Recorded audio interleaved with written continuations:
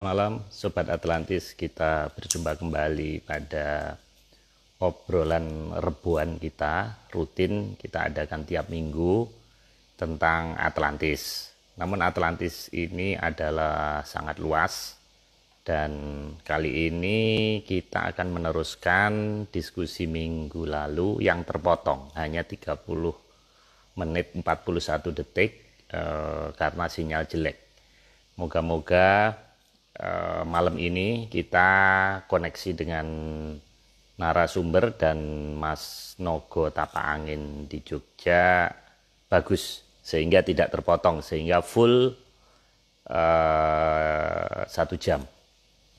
Perlu kami ingatkan, ada disclaimer dari kami bahwa ini adalah kajian versi kami, jadi ini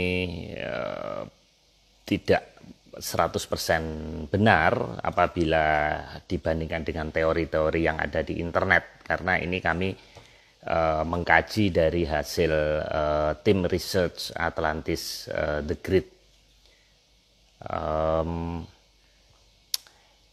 Minggu lalu kita membahas ini suatu rangkaian dari Laut Natuna Utara. Kenapa kita pilih topik itu? Karena sekarang sedang memanas. Walaupun sesungguhnya cakupan Atlantis ini dari timur sampai barat, dari bahkan sampai Amerika Selatan yang sudah kita singgung beberapa pertemuan sebelumnya, sampai dengan daratan Eropa. Nah, utara itu sampai ke China, bahkan ke Rusia.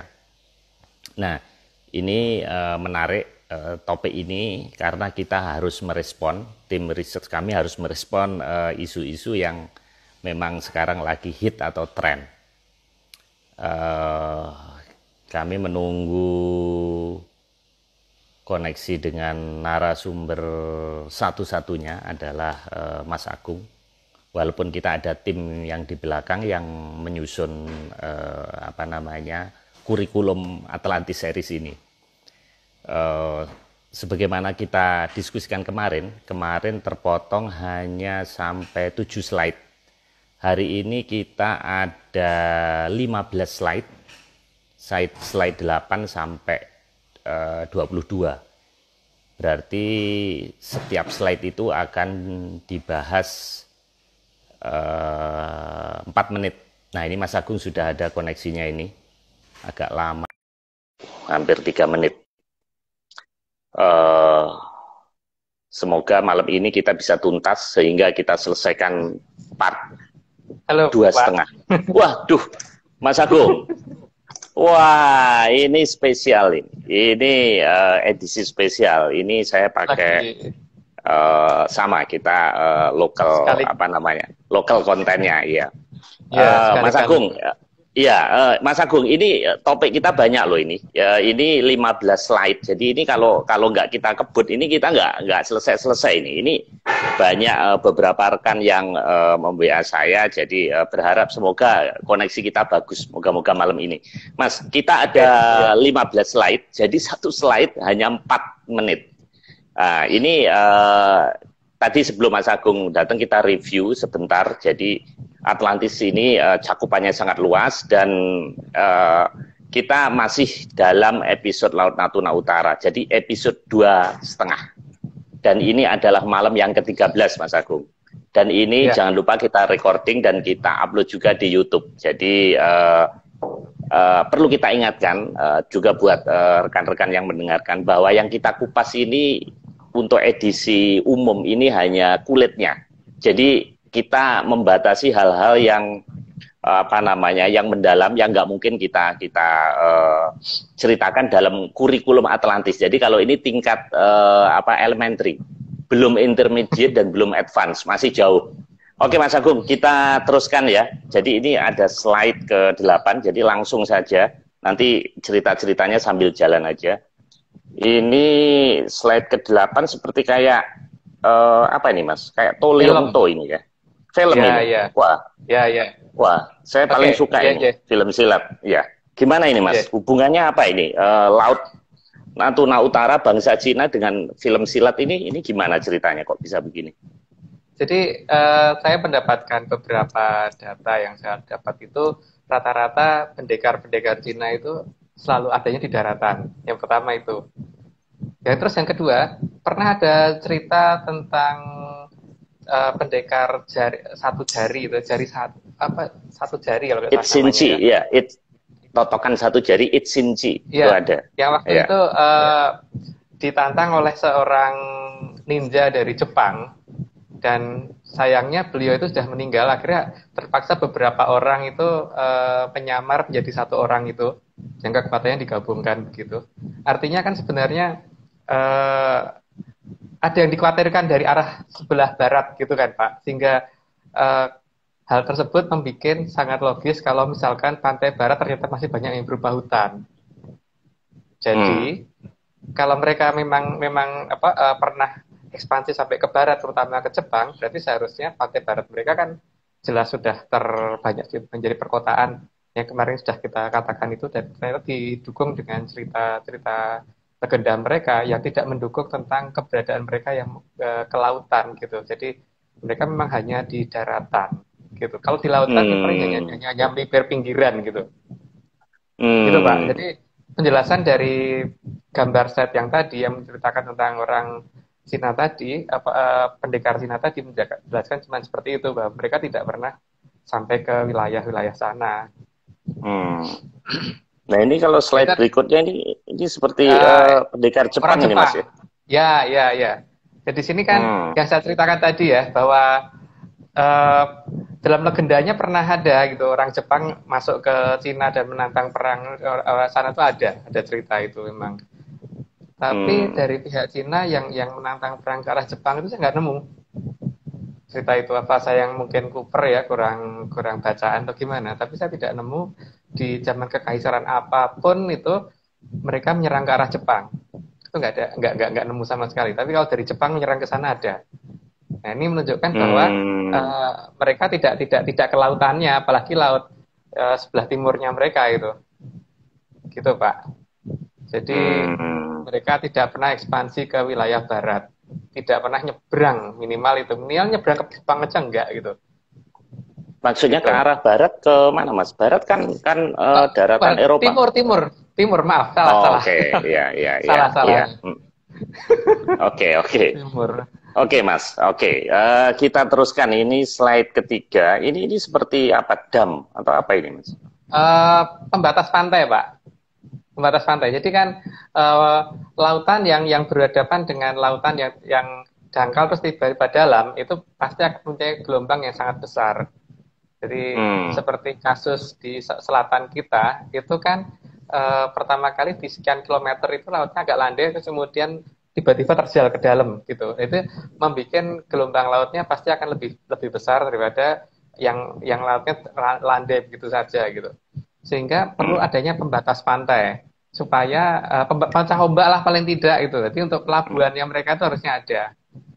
Dan pelabuhan itu sayangnya tidak pernah kita temukan yang bentuk-bentuk seperti itu yang di masa lalu dari Cina. Jadi kalau misalkan mereka memang sudah ekspansi menguasai parasel, paling tidak itu dekat paraselnya pasti ada seperti itu, Pak. Dekat paraselnya, dekat pantai, spreadlay-nya itu harusnya ada seperti itunya, karena di sana banyak pasti besar. Kalau itunya nggak ada, mereka berarti kan belum pernah sampai sana, karena kalau kapal mereka bersandar itu kan tiba-tiba ada gelombang besar bisa pecah berantakan kapalnya Pak. Jadi harus ada pemecah ombak dan sebagainya gitu. Karena kenyataannya yang sekarang aja gitu kan dibikin kayak ada teluknya gitu, yang kepulauan baru yang mereka bikin gitu. Jadi kalau mereka yang bikinnya seperti itu, maka seharusnya mereka harus membuat seperti itu juga di masa lalu. Masa nggak bisa bikin, mereka katanya bisa bikin tembok Cina lah. Jadi di sini justru kita nanti curigai bahwa mereka jadi bisa bikin tembok Cina apa enggak sih? Itu buatan siapa? Buatan mereka atau buatan orang lain gitu. Jadi maksud Mas Agung ini kalau China itu bisa bikin 9.000 kilo tembok Cina yang mengarah ke Mongol, harusnya dia juga bisa bikin tembok laut gitu ya. Harus ada bukti-bukti historis peninggalan. Dia ada tembok di sepanjang lautan sampai Natuna tentunya kalau dia mengklaim bahwa Natuna Nine Dash Line itu adalah warisan historis ya. Iya.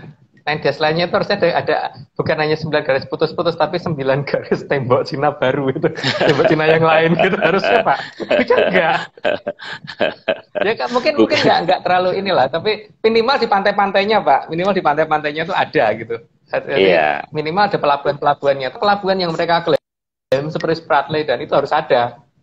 Kalau enggak mungkin banget gitu. Dan juga harus pelabuhannya ini menunjukkan culture-nya Mas ya. Culture dari khasnya China warna merah kayak gitu mestinya harusnya ada ya. Iya. Oke. Mungkin ada sambungannya di slide berikutnya ini Mas. Ya. Ini menunjukkan tentang danau yang terkenal dengan keberadaan legenda ular putih. Legenda ular sungai. Jadi di sana itu terlihat bahwa mereka kalau mereka ngomong bahwa mereka tidak berhubungan dengan yang sifatnya gaib itu juga enggak juga karena mereka berhubungan dengan legenda ular putih di sana gitu. Tapi kan itu di sungai Pak. Beda dengan di negara kita gitu. Ada loh di negara kita itu legenda yang berhubungan dengan lautan itu dan itu jadi tradisi beneran itu sampai dari ujung Jawa Barat sampai ke arah Bali itu yang namanya larungan masih dilakukan masyarakat sampai dengan hari ini kan.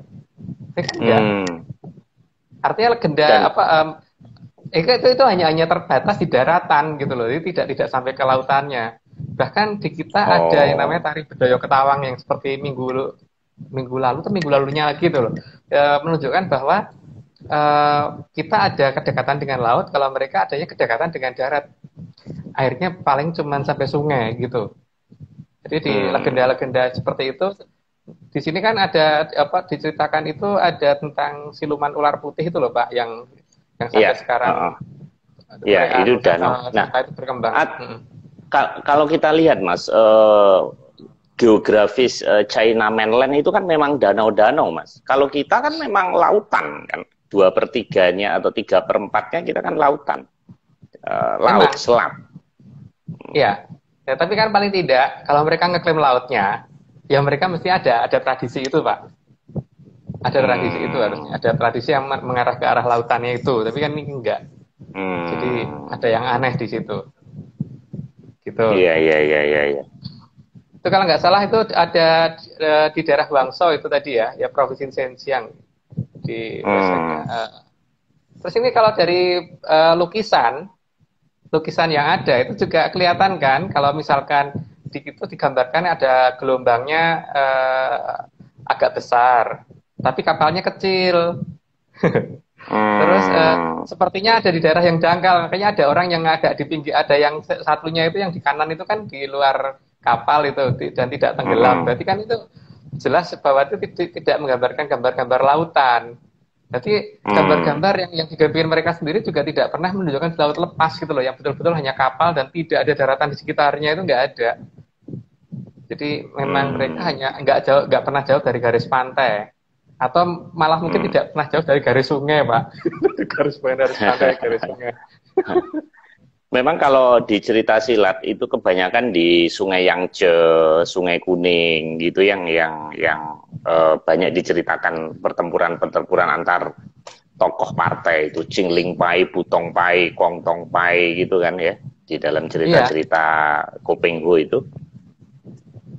Iya, memang. Jadi tidak ada cerita yang mengarah ke lautan. Entah mereka, ya kalau misalkan ketemu dewa laut gitu, ada cerita itu memang. Tapi tidak detail. Tidak detailnya itu tidak diikuti dengan tradisi.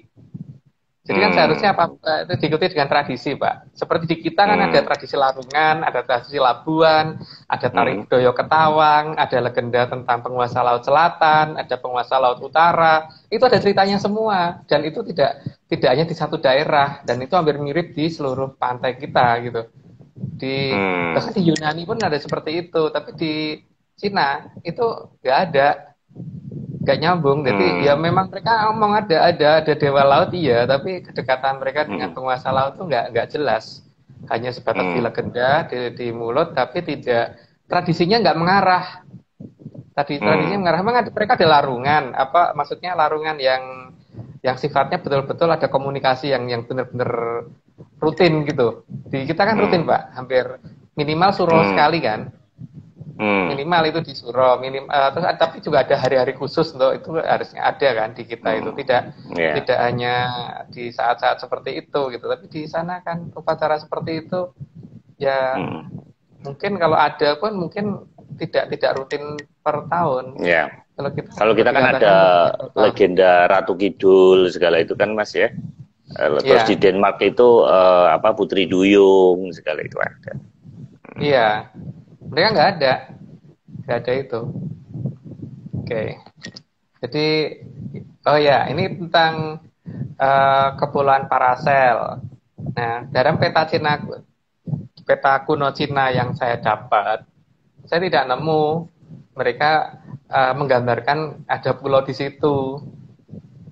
Jadi gambaran petanya pun kurang jelas gitu loh. Jadi ya mungkin mungkin kalau ada yang bisa membantu saya untuk mencari peta Cina kuno itu ada nggak sih yang mereka menggambarkan Spratly sama Paracel gitu loh.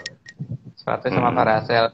Terus gambar yang 9 dash line-nya itu, kalau 9 dash line memang katanya dari 1947 ya, tapi kalau misalkan mereka ngomong bahwa sebelumnya bahwa nenek moyang mereka sudah pernah mengklaim sampai ke sana, berarti harusnya gambaran itu juga ada. Tapi kan ini nggak ada semua. Dan saya tidak menemukan itu, benar-benar nggak nemu, atau memang nggak mereka pasang di internet ya nggak tahu. Tapi peta itu nggak ada, peta tadi nggak ada di peta-peta kuno Cina. Kalau atau pulaunya memang belum muncul, Mas, memang saat itu. Kalau pulaunya belum muncul sih enggak, Pak. Kalau saya lihat dari itunya pasti sudah ada. Cuman yang jadi masalah itu kan minimal mereka tidak pernah menggambarkan itu. Termasuk dengan Spratly itu juga demikian. Apalagi Spratly yang kelihatannya lebih kecil daripada Paracel ya, atau mungkin saya salah lihat. Dan paling tidak di peta kuno Cina itu nggak ada, nggak saya temukan untuk seperti itu. Seharusnya kan klaim itu didukung dengan data ya, seperti misalkan kita ngomong mengenal Pulau Bali, tapi di peta Jawa kuno itu kan ada Bali. Di peta Jawa di peta kuno kita ada pulau ini, kita ngeklaim itu ya iya gitu. Tapi kalau kita nggak ngeklaim itu kan daerah itu juga nggak digambarkan di peta kita gitu. Jadi masalah mereka ngeklaim tapi mereka nggak gambarin petanya, atau memang mereka nggak bisa gambar peta, atau memang mereka nggak pernah ke sana ya, atau mereka cuma kelelep di sana seperti kita itu. Jadi kalau mereka hanya ada di daerah sana ya seharusnya mereka itu bisa menggambarkan lah, paling tidak walaupun tidak terlalu akurat lah Pak, misalkan cuma titik gitu atau buletan kecil gitu dengan bahasa yang mereka kenal. Sekarang nggak tahu mereka kasih nama peta apa itu ya, saya lupa namanya itu. Nah ini ngomong-ngomong masalah peta, ini slide berikutnya ini seperti peta juga ini Mas. Ya, ini peta klasik yang banyak ditemukan di mana-mana, itu menunjukkan keberadaan bangsa Cina itu adalah kebutuhan pengaruh perairannya, tapi daratannya doang yang daratannya sama laut dangkal. Jadi kelihatan sungai kan? Ya. Jadi gambarnya selalu nggak jauh dari sungainya itu. Jadi mereka memang hanya menggambarkan tentang daerah-daerah yang seperti itu gitu. Jadi tidak pernah menggambarkan daerah yang lebih luas lagi, misalkan di lautan lepas gitu. Sungainya doang. Dan memang di sana kan sungainya besar-besar ya kalau nggak salah ya. Ya tapi kan seharusnya ya mereka gambarkan dong kalau mereka ngeklaim gitu loh. Atau mungkin itu namanya, makanya jadi ada istilah Cina mainland atau Cina daratan, Mas. Iya. Itulah malah istilah Cina daratan itu yang jadi, kalau mereka memang lautan ya harusnya ada istilah Cina lautan gitu kan. Ini enggak kok. Iya, kita nggak pernah dengar ya nama Cina lautan ya. Cina pelaut lah paling enggak Pak. Cina pelaut gitu. Enggak loh, mereka itu benar-benar di daratan, orientasinya sangat darat sekali. Walaupun ada perairannya, tapi perairannya adalah perairan sungai atau danau, tidak pernah di perairan-perairan yang perairan lepas, jauh dari kepulauan gitu. Iya. Nah, ini ada seperti pasukan ini, apa ini Mas? Ya. Pakai pakaian perang. Baju besi ya? Pakaian perang ya? Yang saya ini kan pakaian perangnya Pak, karena gini ya, kalau mereka bermula dari Beijing, terus kemudian mereka mau menuju ke lepas pantai, coba Pak bayangin ya, dalam kondisi yang sangat panas udaranya gitu, terus kemudian mereka harus berkuda, naik kuda dulu dari Beijing sampai ke tepi pantai, minimal ya dari sisi beban yang mereka terima, dan kudanya itu kira-kira tahan berapa kilometer Pak, kalau ini kalau orangnya itu pakai pakaian seperti itu. Wah. Jadi kalau kudanya terutama ya, kudanya itu kan sudah nanggung beban orang yang dia naik, yang naik ke dia, terus kemudian orang itu masih menggunakan pakaian seperti itu gitu. Minimal dari ibu kota menuju ke tepi pantai, karena saya tidak melihat ada kota pantainya, Pak. Kota pantainya itu bukan kota-kota lama, kota-kota baru semua. Artinya mereka berawal dari daratan yang sangat jauh, di tengah daratan, menuju ke tepi pantai dengan menggunakan pakaian seperti itu. Itu jelas pertama harusnya ada beberapa pos tempat untuk pergantian kuda, gitu kan? Misalkan kuda itu kuat lari berapa kilometer, misalkan ya kita nggak ngerti, misalkan 50 kilometer gitu. Jadi minimal tiap 50 km harus ada tempat pergantian kuda kan. Dan di situ kalau saya teliti dari arah Beijing menuju ke tepi pantainya itu tidak ada daerah yang dikatakan sebagai tempat untuk pergantian kuda dulu menuju ke tepi pantai. Kan dengan pakaian seperti itu kan itu masalah pertama. Terus yang kedua, kalau dia memang benar-benar mau ekspansi menggunakan pakaian seperti itu, berarti kapalnya butuhnya banyak banget. Karena minimal kan kapal itu juga tonasenya terbatas kan Pak. Kita kalau mengikuti hukum Archimedes itu berarti kan daya tekan ke bawahnya itu akan makin tinggi kalau bajunya seperti itu gitu. Dan dalam jumlah yang sangat besar gitu. Karena pasti satu orang tidak cuma bawa baju satu, karena ada kemungkinan baju itu akan rusak di jalan dan sebagainya, sehingga mesti bawa serep kan. Masih pada bawa serep. Belum pedangnya loh Pak, pedangnya aja tuh udah berat kan.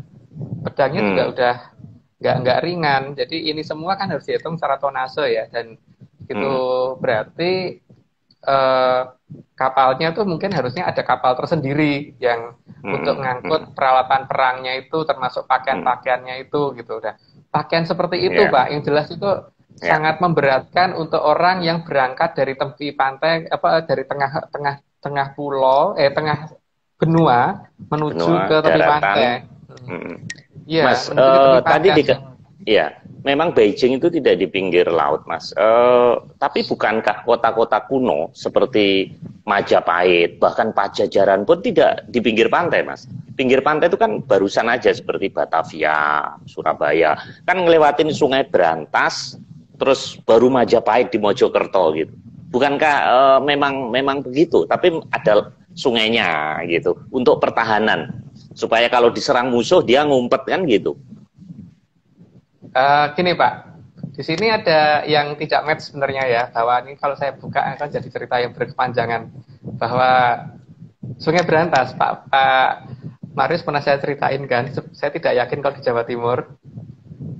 Wah, ini orang Surabaya bisa marah ini. Ini ya, makanya jangan dibuka dulu. Jangan dibuka dulu. Ya, itu kelas lanjutan lah. Jangan itu dulu. Pertama itu ya, bahwa artinya bahwa kerajaan yang Bapak sebut ada kemungkinan tempatnya di dekat Brantas yang Pak Marius pernah saya beritahu. Bukan di tempat yang disebutkan tadi. Iya, itu ini jadi ya. Decoy. Ya, menurut saya gitu. Artinya kerajaan itu belum jejaknya belum diketemukan sebenarnya. Karena kita sudah menemukan, tapi kita belum bisa bicara karena bukan di sana. Itu yang jelas. Nah, ini ada yang tanya ini, ada yang ngikutin Sungai Brantas bukan di Jatim. Nah, ini udah mulai ada yang menanyakan nih, Mas. Ada, ya, bukan di Jatim. Bukan di Jatim, karena cerita Sungai Brantas itu memotong Pulau Jawa dari utara ke selatan. Sungai Brantas yang di Jatim itu tidak memotong utara ke selatan. Jadi itu pasti bukan sungai yang dimaksud dalam sejarah yang ada. Cuman Sungai Brantas utara selatan juga dong, Mas. Kan masuk dari Laut Jawa masuk ke Dari selatan terus nanti belok ke timur, Pak. Belok ke timur, jadi tidak motong ke utara. Gitu. Kalau ada yang menanyakan lantas di mana, saya belum bisa sebutkan sekarang. Yang jelas tidak jauh dari ibu kota Jakarta. Gitu dulu. Oke. Gitu dulu. Tapi saya tidak bisa sebutkan terlalu detail ya, karena ini sangat rawan kalau saya ceritakan. Karena memang namanya ada banyak hal yang akan berubah. Dan dari situ nanti kita akan tahu di mana kerajaan Jenggala, di mana kerajaan Majapahit yang sebenarnya, di mana kerajaan Kediri yang sebenarnya dan sebagainya. Itu tidak sesuai dengan sejarah kita yang ada. Gitu, Pak. Wah, seru ini. Seru ini. Mungkin perlu ditambahin versi Atlantis Research. Nah, gitu. Ya, versi Atlantis Jadi Research, biar ya orang biar mempunyai versi, tapi saya kagumnya dari Atlantis Research ini adalah tidak ada di Google. Jadi kalau orang nyari informasi kemudian tersedia di internet itu mah nggak genuine gitu. Nah, ini menarik memang, Mas. Tapi kita lanjutkan dulu, Mas. Nanti ini nggak selesai lagi ini. Jadi supaya topiknya minggu depan jalan, tapi menarik tadi yang berantas tadi. Oke. Ini seperti kayak perang apa ini, Mas? Oh, itu masalah sebenarnya pada peralatan perangnya, Pak. Tapi saya nyari gambar peralatan perangnya itu susah banget gitu. Nah, di sini kan dari sisi peralatan perang dan sebagainya itu saya tidak pernah melihat peralatan menyelam. Tidak pernah melihat peralatan berenang. Loh, kalau mereka ini ya pelaut dan mereka pernah berperang di lautan, minimal itu ada kayak versi pakaian renangnya gitu, Pak, pakaian penyelamnya gitu. Walaupun mungkin tidak secanggih sekarang, tapi tadi Bapak lihat kan semua pakaian perangnya itu semua pakaian daratan gitu, bukan orientasi ke lautan gitu. Jadi kalau misalkan mereka itu menyerang di lautan, itu minimal pakaiannya nggak seperti itu. Itu akan mempersulit mereka untuk berenang, Pak. Jadi ya ada pakaian-pakaian yang khusus, seharusnya entah pakaiannya ketat lah, atau mungkin tahan air lah, atau kalau perlu malah ada kacamata untuk nyelamnya, Pak. Mereka bisa bikin tembok Cina, so nggak bisa bikin kacamata selam, Pak, di zaman itu gitu. Tapi Mas Agung, kalau Olimpiade itu yang menguasai cabang renang itu dari Cina, yang medali emasnya itu kan berarti kan terbiasa di air kan dia. Ya, tapi itu kan air sungai, Pak. Air sungai juga bisa. Tapi air laut kan beda, Pak. Ada gelombangnya lebih besar, Pak. Dan mereka wajib punya kalau misalkan tidak punya pakaian selam khusus, itu memang sangat berisiko sekali bahwa mereka berhadapan dengan gelombang seperti itu. Suatu ketika kapal mereka nabrak karang, kok seperti tidak ada persiapan minimal itu pelampung-pelampung kayak Pak itu nggak digambarin dalam pakaian perang mereka tadi gitu loh, pelampung-pelampung kecil bagaimana gitu, atau misalkan pakaian tetap seperti itu tapi misalnya ada pakaian yang bisa mereka gelembungkan sehingga pada saat kapal mereka terpaksa tenggelam tuh mereka masih bisa menyelamatkan diri, atau memang kaisarnya yang sangat bego atau gimana gitu loh, jadi pasukannya suruh perang tapi klub ya karepmu gitu, tapi harusnya kan dipersiapkan, Pak. Seperti kita di TNI AL itu paling tidak pasukan kita dipersiapkan kalau misalkan ada sesuatu tuh minimal penyelamatan dirinya kan ada toh, Pak. Minimal baju renang apa itu pasti ada. Kalau nggak baju renang ya minimal pelampung tuh ada gitu. Lah itu semuanya orientasinya sangat darat gitu kok, ngomong ngeklaim laut. Nggak nemu kok saya pakaian renangnya mereka gitu. Gitu loh. Jadi menurut saya itu tidak masuk akal gitu loh. Kalau mereka sampai ke tengah lautan. Apalagi parasel kan banyak karang, Pak. Kapal mereka sangat mungkin karang nabrak karang di sana. Terus salahnya sendiri gitu. Jadi rajanya suruhan terus ketika anak buahnya nabrak karang tenggelam ya salahnya sendiri, mau diperintah memang gitu. Kan harusnya ya disiapin kan, Pak. Rajanya persiapkan anak buah supaya selamat di lautan, tidak dibiarin nabrak karang ya sudah. Terus model pertolongannya apa, cara komunikasinya gimana, itu juga nggak jelas. Tapi pakaian renangnya itu loh, Pak, nggak ada. Iya. Minimal itu memang kan? Mas. Iya, memang Mas. Cina ini kan terkenal dengan naik turunnya dinasti, pemberontakan. Itu selalu memang ceritanya itu perang di darat. Bahkan ke Eropa pun dia juga ekspansinya lewat darat sebenarnya. Ke arah barat itu. Nah, kalau kita itu kan ada cerita Sriwijaya, bahkan ekspansi sampai ke Vietnam, sampai mengarungi samudra, bahkan sampai Madagaskar, bahkan kalau menurut cerita sejarah dari Formosa nih Mas, Formosa sampai Madagaskar, dan ada lagu nenekku seorang nenek moyangku seorang pelaut itu. Jadi memang kita ternyata Malin Kundang segala itu kan laut kan Mas ya. Memang kita memang bangsa pelaut ternyata ya. Indonesia iya, itu. yang bahasa pelaut dan sangat dekat dengan penguasa lautan juga. Dan memang di sini juga banyak yang sifatnya tidak masuk akal untuk orang zaman sekarang, tapi masuk akal untuk orang zaman dulu. Itu seperti Aji Jolo Sengoro untuk orang berjalan di atas laut. Dan itu ternyata kan sampai dengan kemarin ketika Bapak Plaret Weryotikarso belum meninggal, beliau kan masih bisa naik mobil di atas laut. Kalau dipanggil itu masih ada Pak mobilnya sampai sekarang. Itu Fiat 124 atau apa yang warna hitam itu yang bawahnya masih berkarat dan ada garamnya gitu. Jadi itu masih ada kendaraan itu. Jadi yang rutin dan sopirnya juga masih hidup waktu yang kalau nganterin beliau ke laut. Nah ini kan ada di kita ada, tapi memang tradisi ini punah, harus diakuin punah saat ini. Nah, ya, semoga ini bisa kembali. Itu sopirnya bisa diwawancarai Mas itu Mas? Ya pastinya bisa Pak. Harusnya bisa. Wah. Kendaraannya juga masih ada. Nah, kapan-kapan kalau ke Jogja sama Mas Timi Pak. Oh. Jadi nenek moyang kita dan ilmu itu bisa dipelajari Mas? Bisa? Atau bisa. Wah, bisa. ini harus masalahnya gini Pak. Problem kita saat ini adalah terjadi pergeseran pengetahuan. Jadi ajaran-ajaran kuno itu digeser menjadi supaya kita jadi baik tapi tidak jadi sakti. Jadi ajarannya diganti ajaran moral, tapi ajaran bagaimana melakukan itunya itu tidak ada sekarang. Misalkan seperti beberapa mantra diarti-artikan, padahal mantra itu bukan diartikan, itu password. Sandi. Nah, kalau sandi, misalkan Windows ditulis jendela artinya sama, tapi ya nggak bisa Pak kalau sandinya Windows, kita tulis jendela, enter itu tetap nggak bisa kan, tetap error, walaupun artinya sama.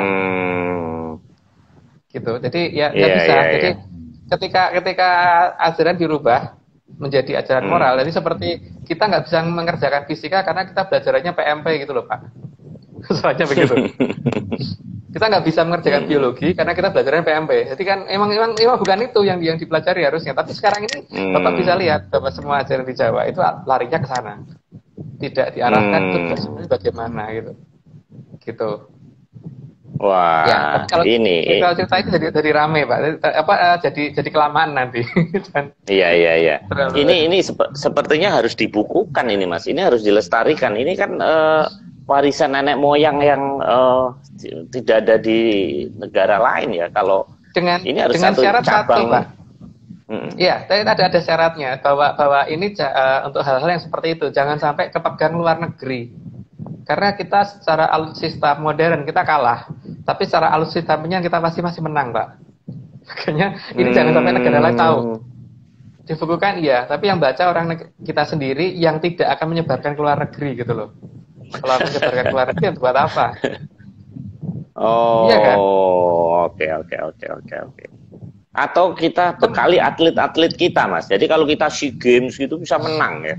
Harusnya ilmu-ilmu kanuragan itu kan harus bermanfaat juga kan, atau menaikkan imun supaya nggak kena COVID gitu. Gimana itu Mas? Yang lebih bermanfaat. Iya, tapi jangan salah Pak bahwa tidak semuanya kanuragan. Buktinya apa? Waktu pas Raden Ronggo datang ke Keraton Mataram, beliau itu kan masih anak kecil. Dalam ceritanya nendang beteng aja, betengnya sampai jebol. Anak kecil mana mungkin bisa? Anak kecil mana bisa disuruh prihatin Pak, mana bisa disuruh kanuragan, nggak makan satu minggu gitu, nggak mungkin, nggak makan satu hari aja udah ngeluh kalau anak kecil, nggak bisa Pak. Ada cara lain, di sini pasti ada cara lain yang tidak diungkapkan ke masyarakat atau sudah dihapus. Bahkan ceritanya Mas, itu jari-jarinya bisa ngelubangin batu ya, bahkan di terundakan itu dia bisa gitu. Nah, Mas, ini apa? Tapi banyak orang ini mengatakan ini perjanjian dengan jin, terus dapat ilmu hitam, black magic. Itu gimana, Mas? Apa betul itu? Sekarang gini loh Pak, derajat kita itu lebih tinggi dari makhluk-makhluk tadi. Jadi kalau derajat kita itu lebih tinggi dari makhluk-makhluk tadi, kalau kita dikatakan dengan perjanjian seperti itu namanya konyol toh Pak. Seperti misalkan gini, kalau kita pelihara ayam, apa ya kita harus berjanji dengan perjanjian dengan ayam itu? Kan enggak. Ayam itu mau kita pelihara, mau kita tendangin, mau kita bunuh, mau kita bikin dia seneng, mau kita kandangin, itu dia nggak berhak protes Pak. Seperti halnya kalau kita dengan makhluk seperti itu, dengan makhluk di bawah kita kan kita nggak boleh bikin perjanjian. Mereka tuh harus tunduk, hanya bisa nurut atau digebuk gitu kan. Dan ya sangat lucu lah Pak kalau misalkan kita disuruh ya gini, kalau Pak Marius punya kambing gitu, untuk pelihara kambing memang Pak Marius harus ada perjanjian dengan si kambing itu. Iya. Enggak kan Pak? Tapi kambing itu mau ikut Pak Marius, mau dikasih makan, mau nggak dikasih makan, mau disembelih, mau ditendangin tiap hari, mau dilatih, mau dipakai untuk latihan tinju, dia nggak berhak protes kan? Iya. Namanya makhluk di bawah Nah, ini menarik ini diskusi. Ini walaupun agak melenceng sedikit, tapi ini menarik. Jadi hal-hal yang gaib, hal-hal yang menakutkan itu malah dijadiin sinetron, film. Tapi kita justru akar atau apa namanya kelebihannya tidak kita gali Mas ya. Jadi kita dikomersialkan tapi jadi lucu-lucuan jadinya ya. Bukan menggali seperti yang Mas Agung bilang tadi ya. Iya. Karena di sini yang saya lihat itu seolah-olah mereka itu malah jadi lebih tinggi derajatnya daripada orang atau mungkin malah sejajar, itu nggak boleh. Karena ketika kita takut sama mereka, berarti kan mereka di atas kita, Pak. Harusnya mereka tuh takut sama kita. Kalau mereka takut sama kita, mereka tuh nggak berhak untuk ngadakan perjanjian sama kita. Nurut atau digebuk, gitu aja. Nggak ada ceritanya. Iya. Ya kan, ini bedanya cuman kalau kambing kelihatan, kalau mereka enggak gitu kan. Karena banyak orang nggak bisa melihat mereka. Ya itu cuma seperti itu. Makanya, Ya aneh kalau ada pernyataan seperti itu. Tapi kalau mereka ngomong begitu, ya itu hak mereka. Tapi kalau saya bingung sendiri kalau gitu. Mas, kita lanjutkan. Ini udah 37 menit ini. Saya khawatir nggak cukup waktu. Ini aneh ini. Ini apa ini? Kayak belajar fisika dulu ini. Bukan. Ini maksud saya tentang masalah agak mundur Pak, agak menjauh. Nah, itu proses pemurnian air. Proses pemurnian air. Cukup, Pak. Jadi gini,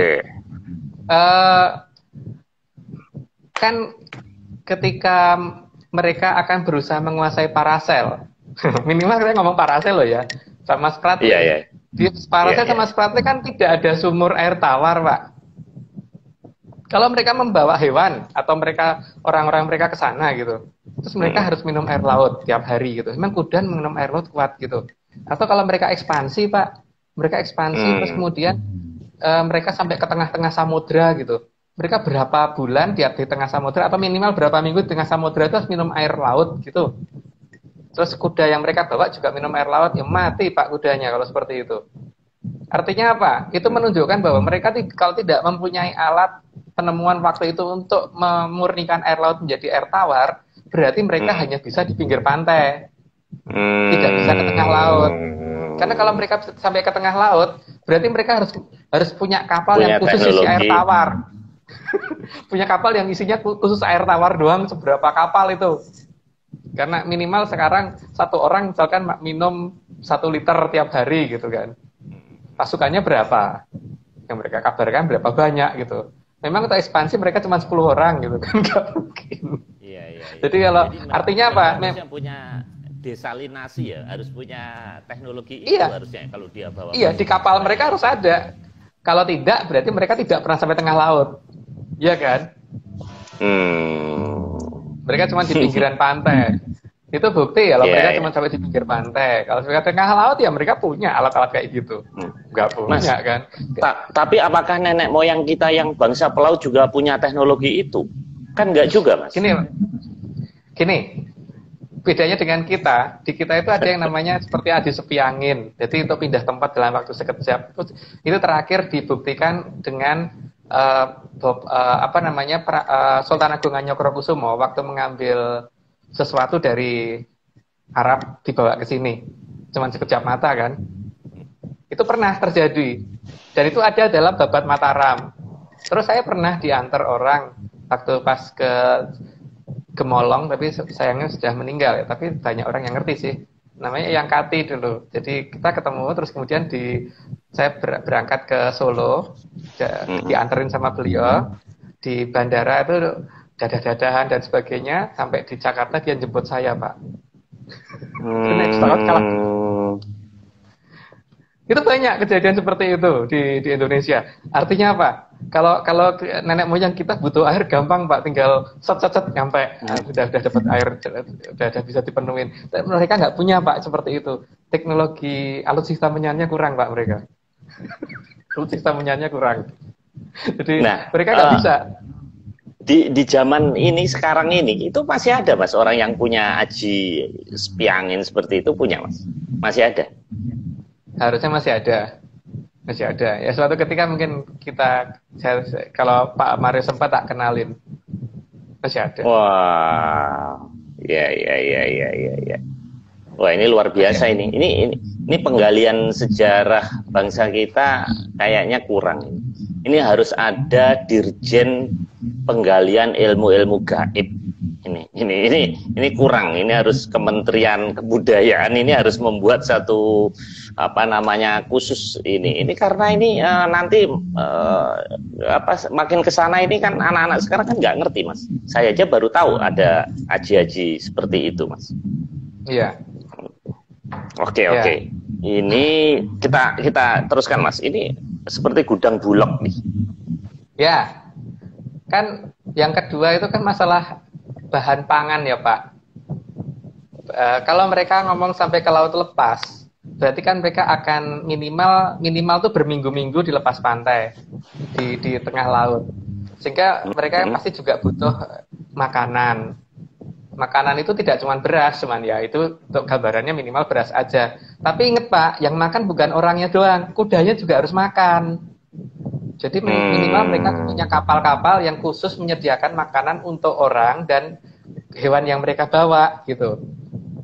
Artinya kapal mereka kan sangat banyak dan itu butuh ini khusus gitu loh, butuh hal-hal khusus, keterampilan khusus. Dan keterampilan khusus itu karena dalam suatu kerajaan itu pasti harusnya diturunkan turun-temurun, sehingga harusnya ada bukti-bukti bagaimana cara merawat hewan di tengah laut, bagaimana cara membawa logistik makanan di tengah laut, itu harusnya ada. Itu kan enggak, karena mereka nggak punya sepi angin, Pak.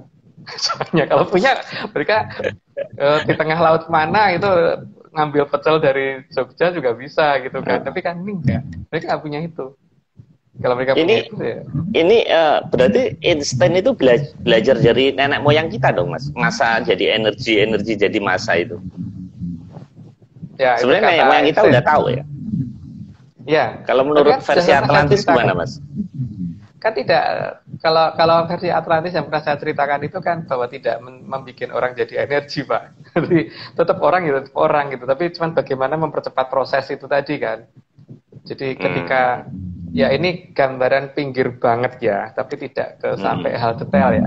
Jadi ketika kita merasakan waktu berjalan melambat, itu kan sesuatu hal yang tidak sempat dilihat orang, kita sempat lihat. Sehingga ketika kita bergerak belum sempat terlihat orang, tahu-tahu sudah pindah tempat jauh gitu kan. Itu anunya ya, pada dasarnya seperti itu. Nah, supaya kita bisa merasakan waktu melambat, berarti kan harus melakukan hal-hal yang tidak menyenangkan.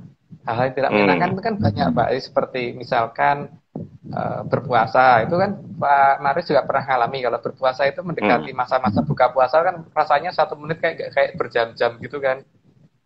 Kayak nggak jalan waktu itu, sehingga tapi ya itu kalau di zaman dulu itu kan titik pentingnya adalah bagaimana supaya waktu berjalan melambat selambat mungkin. Jadi bukan kemudian yang penting sudah ngelakoni, bukan.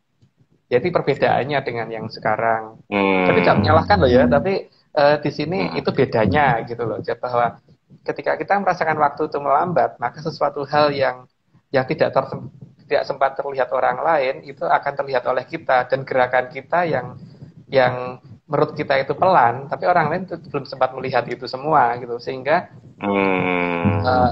hal bagaimana melambatkan itu yang paling penting, dan melambatkan itu ada banyak cara kan, tidak dengan berpuasa lah, itu tidak kita bahas di sini karena itu membuka rahasia terlalu besar gitu. Tapi kita bicara tiga deret aja Pak. Lain kali Mas, ini perlu dibahas khusus, sesi khusus. Ini ada gambar kuda ini Mas. Nah, itu yang saya ceritakan tadi Pak, kuda juga butuh makan kan Pak. Memang kudanya selama di kapal dia harus berpuasa gitu. Ketidakadaan teori cerita mereka tentang bagaimana cara merawat kuda di tengah laut dan bagaimana kapal logistik mereka yang untuk manusia dan yang untuk kudanya itu menunjukkan bahwa mereka hanya bisa di pinggir pantai. Kalau mereka bisa menceritakan tentang logistik untuk kuda mereka, jadi mereka punya kapal khusus yang ini untuk khusus untuk makanan kuda, khusus ini khusus untuk kuda, makanan orang, khusus ngangkut kudanya dan sebagainya. Itu sangat mungkin mereka pernah ekspansi sampai ke tengah lautan. Tapi kalau ekspansi cuma melipir pinggir pantai, jadi masuk akal karena apa? Begitu kehabisan makan kuda, maka kemudian mereka bersandar dulu, cari rumput dulu, kudanya merumput dulu sambil mereka menuin rumput lagi, terus mereka jalan lagi gitu kan.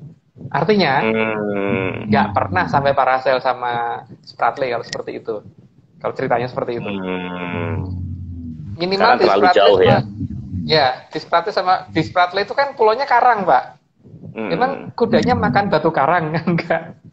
Makan rumput laut, terus minumnya air laut gitu ya enggak juga. Iya. Dan ini ada satu keanehan Mas. Kalau ngelihat geografisnya, Spratly Paracel kan di bawah gini. Nah mereka kan lebih dekat ke Jepang, Korea. Kenapa nggak dia mengklaim aja Laut Jepang itu secara historis wilayah dia? Kenapa kok negara yang empuk-empuk ini diklaim ya? Kan harusnya kalau dia kan lebih dekat gitu loh maksud saya. Kenapa dia mengklaim yang jauh? Ya nggak berani Pak. Udah wani gitu kan, kata orang Jawa ya gitu, udah wani gitu, itu takut. Ya mereka memang nggak ada bakat pelaut. Kalau mereka berani beneran sama Jepang ya nggak lama.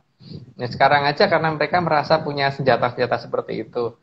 Tapi pada dasarnya Pak ya terus terang, kata mereka ngomong punya Dongfeng 26 dan sebagainya yang bisa menghancurkan kapal induk dan sebagainya, itu saya masih nggak yakin karena terlalu banyak penipuan yang sudah mereka lakukan gitu loh. Jadi sampai dengan hari ini kita jadi nggak percaya gitu bahwa sebenarnya teknologi Cina setinggi apa gitu.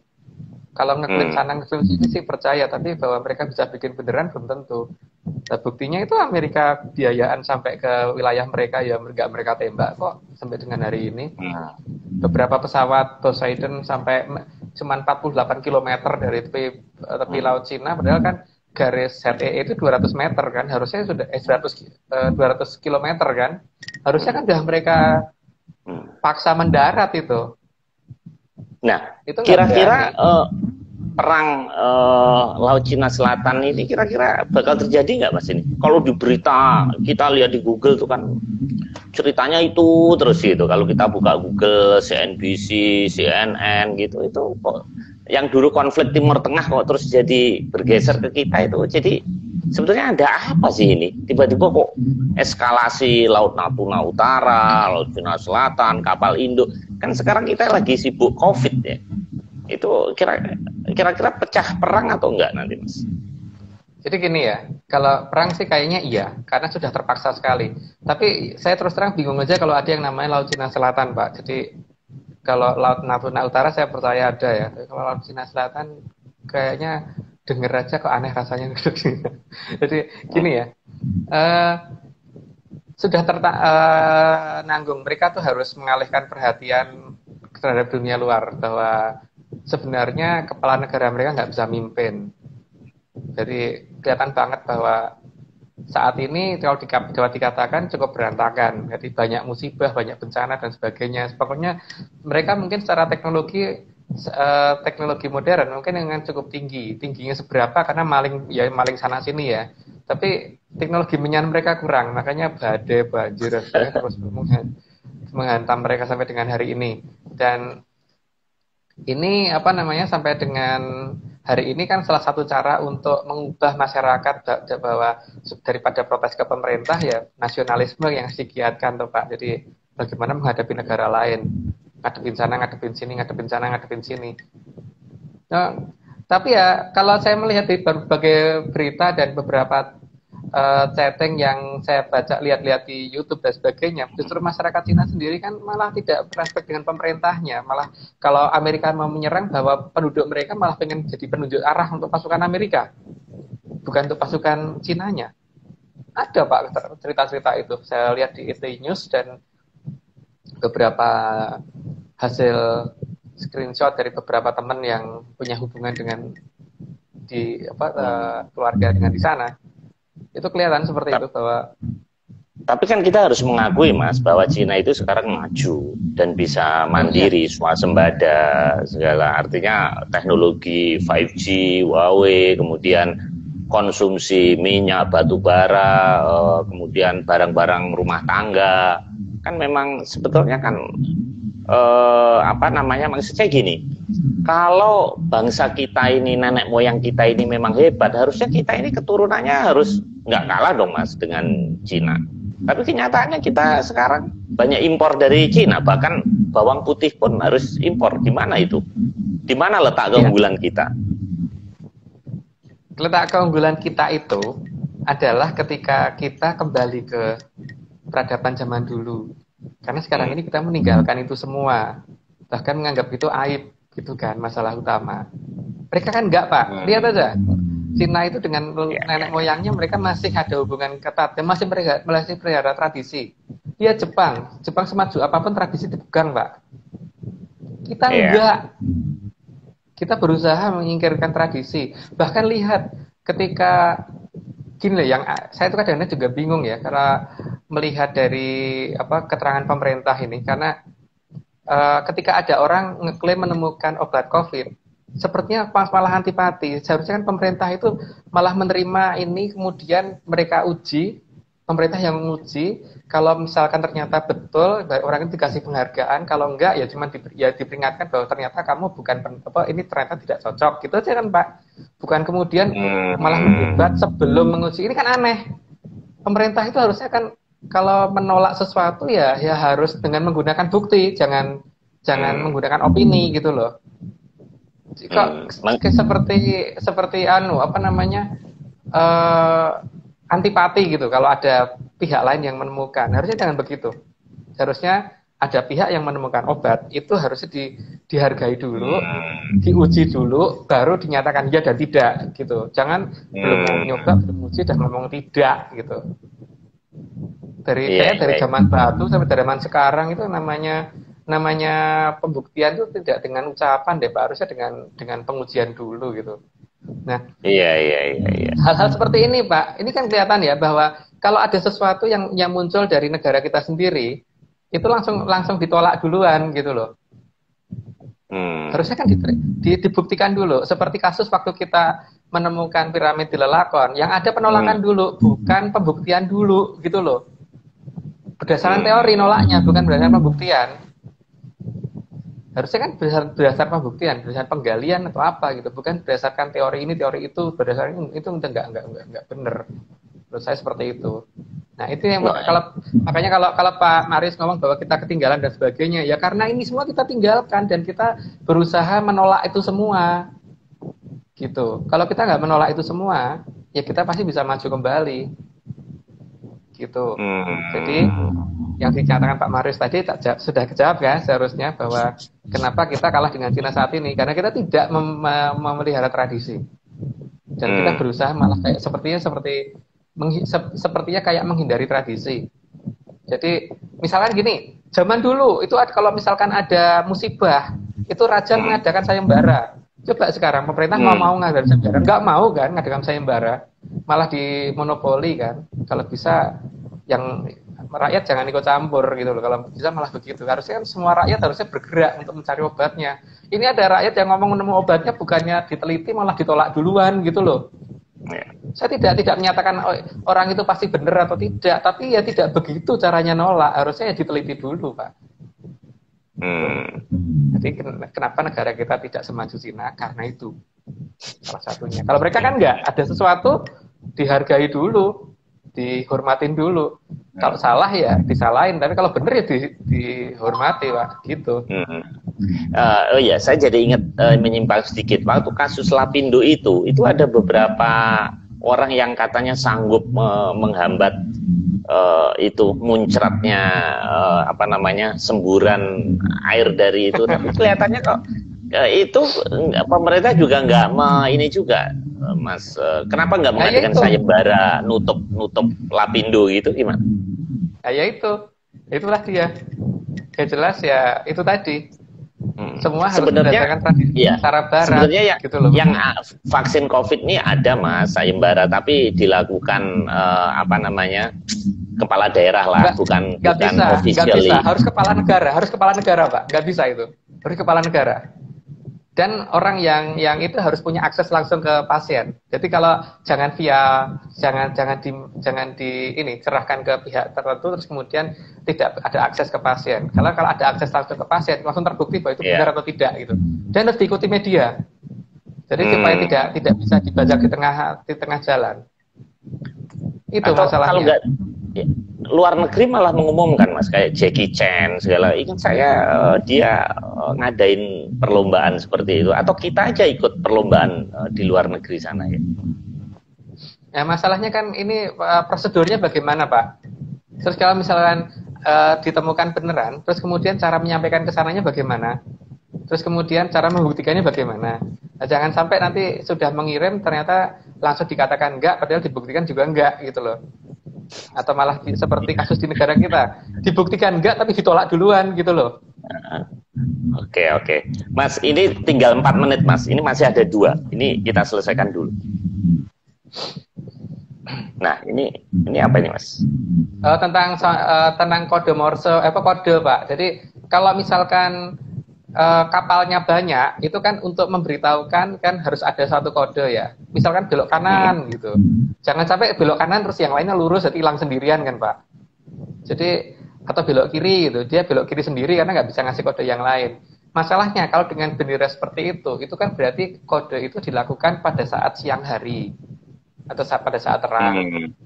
Tapi kalau pada saat malam bagaimana, gitu kan? Oke, mungkin pada saat malam masih bisa menggunakan lampu, kelap-kelip gitu.